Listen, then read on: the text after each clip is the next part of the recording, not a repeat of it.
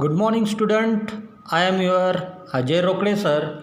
Now today we start a new lesson, fourth lesson, ratio and proportionality. Now what is mean by ratio? Ratio क्या होता है? हमारे जीवन में, हमारे लाइफ में हम हमेशा बहुत बार रेशो का इस्तेमाल करते हैं। आपने देखा होगा, आप जब मार्केट से मिठाइयाँ लाते हो तो किसी पर्टिकुलर दुकान से आप हमेशा अगर एक ही मिठाई लाते हो तो हर बार उसका टेस्ट आपको सेम ही मिलेगा। ऐसा नहीं कि कभी वो ज़्यादा मीठी लग रही है तो कभी कम मीठा लग रहा है, ऐसा नहीं होता है। तो क्यों नहीं होता है? क्योंकि उस दुकानदार जब वो मिठाई बनाता है तो उसका एक अपना रेशो होता है, वो हमेशा उसी रेशो का इस्तेमाल करता है कि पर्टिकुलर अगर कोई खोआ वो इस्तेमाल कर रहा है तो 1 kg खोआ के लिए शुगर कितनी डालना है, ये उसका रेशो फिक्स होता है। इसलिए हम कभी भी अगर वो मिठाई लाएंगे तो हमें उसकी मिठास सेम ही लगेंगी।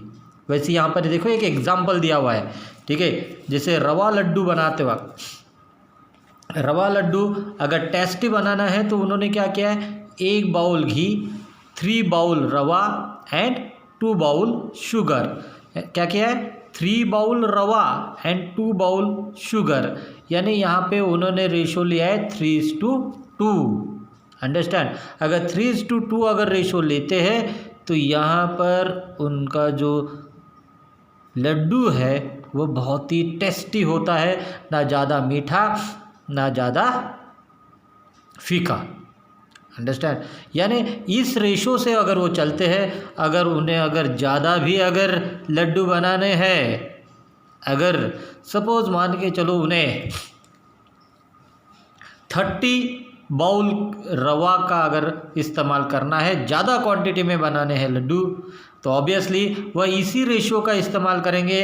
3:2 उनका रेशो है, तो 30 बाउल अगर रवा लेते हैं तो वह 20 बाउल क्या लेंगे, शुगर लेंगे, जिसके वजह से उसकी मिठास हमें सेम लगेगी। वैसे ही आप सभी बच्चे चाय तो बनाते होंगे, मगर चाय बनाते वक्त कभी हमारे हाथों से चाय फीकी हो जाती है तो कभी मीठी हो जाती है। ये होता है हमारे अंदाज के वजह से।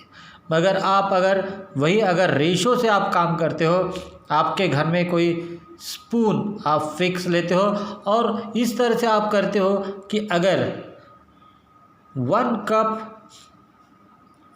कप टी के लिए, यानी 1 cup water, half spoon T, और उसके लिए 2 स्पून शुगर, ऐसे अगर आप लेते हो और हमेशा आप अगर इस रेशो से आप अगर चाय बनाओगे तो आपकी चाय कभी भी ना ज़्यादा मीठी ना ज़्यादा फीकी बनेगी।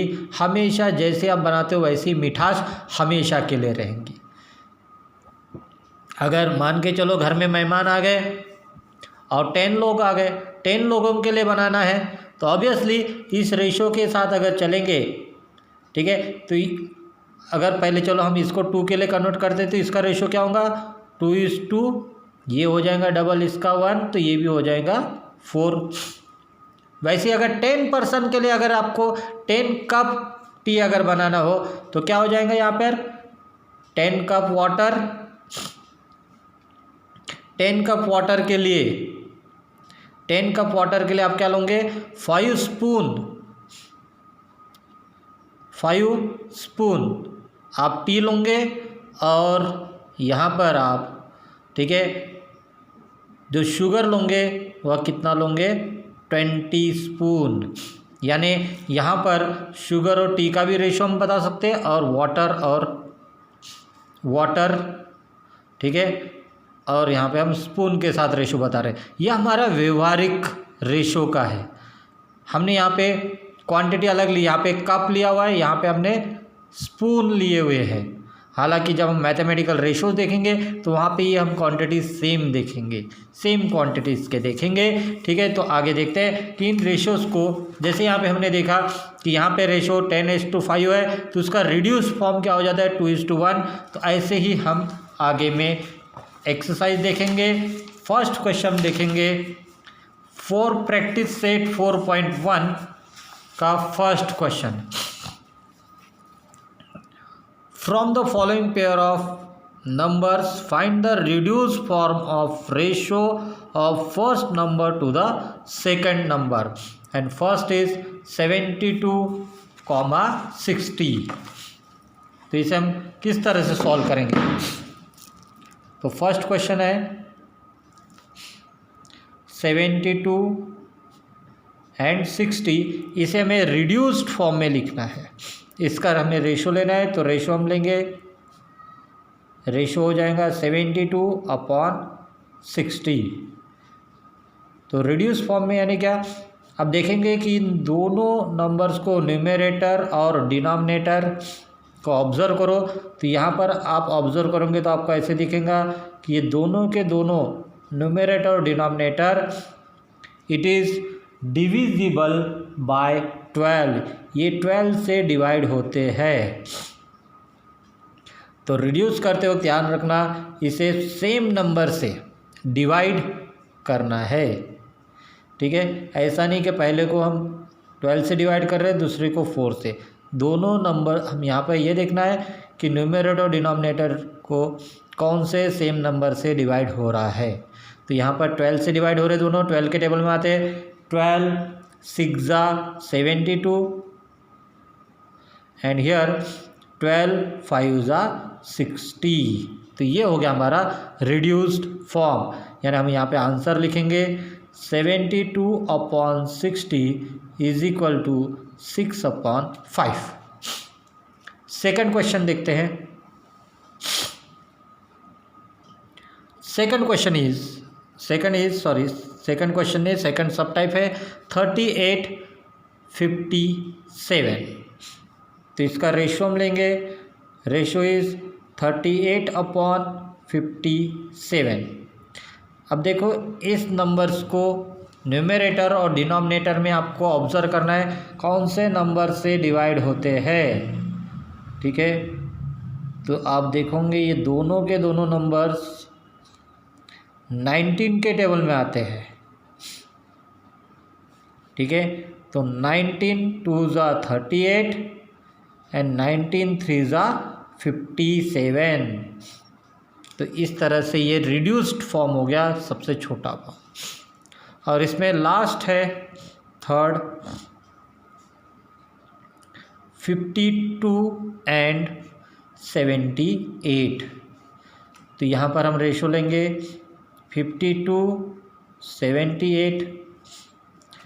तो इस नंबर को हम 52 78 यहाँ पर हम डिवाइड करेंगे। कौन से नंबर में डिवाइड होता है आप देखेंगे, कौन से टेबल में आता है 13 के टेबल में ये आते हैं। या स्टार्टिंग में इवन नंबर दिख रहे हैं, तो यहाँ पर ये बड़े नंबर से आप छोटे छोटे भी डिवाइड कर सकते हैं। 2 से डिवाइड होता है, हम 2 से डिवाइड कर देंगे। 2 से डिवाइड करने के बाद ठीक है, आंसर क्या आ रहा है यहाँ पर, इट इज़ 2 1 2 2 2 4 2 6 12।